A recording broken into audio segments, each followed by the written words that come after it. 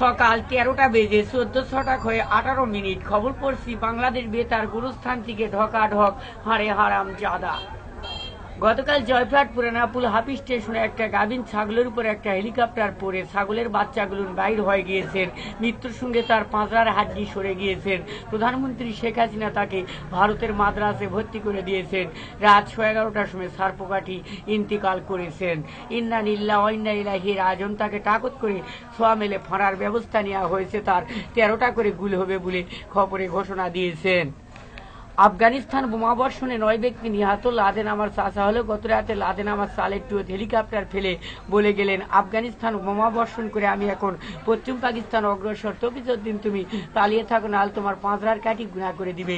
এই ভয় তফিজউদ্দিন এগোটিং হাউসে পালে আছে। আসলে তফিজউদ্দিন দোষী নয়। তফিজউদ্দিন আমার নামে, আমি ডবল MA পাস, 9 ক্লাস কম মেট্রিক ফেল, 1 কলম লেখাপড়া নাই। গতকাল জয়ফ্রাট ঢাকা কমলাপুর স্টেশনে এক ট্রেনের সঙ্গে এক ক্ষুদি পিঁপড়া ধাক্কা খায়। ট্রেনটি খালে পড়ে গিয়েছে। তাতে 1,11,000 ফকির ফকরনি আহত, কেউ নিহত হয়েছে বলে খবরে ঘোষণা দিয়েছেন। সেখানে তফিজউদ্দিন সহযোগিতা ছিলেন না।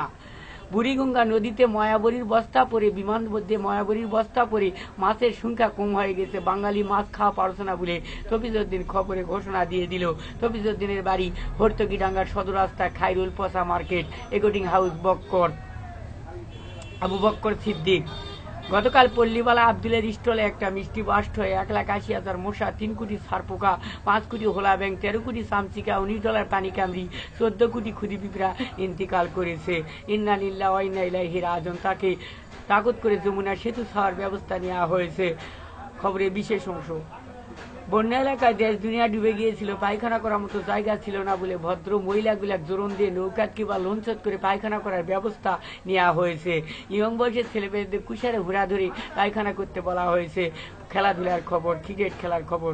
বাংলাদেশে কুয়ালালামপুরে বৃষ্টির কারণে তফিজউদ্দিন প্লেয়ারের বল খেলা পছন্দ নয়। প্লেয়ার তুলে দেওয়ার পর তফিজউদ্দিন বলে ছক্কা মারার পরে 5 দিনে প্লেয়ার বল খুঁজে পায়নি।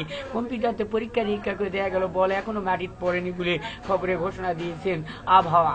নওপাড়াও, জিতারপুর, মঙ্গলবাড়ি, কল্যাণপুর, ভুটিয়াপাড়া, আটঠোকা, নিজামপুর, দুগর, করিয়া, নন্দল, আঙ্গুর, খাঙ্গল, হতিডাঙ্গা, সল্পি, পিরোডাঙ্গা, ধামরাট, পত্নীতলার উপর দিয়ে ঘন্টায় 45 থেকে 46 কিলোমিটার বেগে অস্থায়ী দমকা হাওয়া বয়ে যেতে পারে।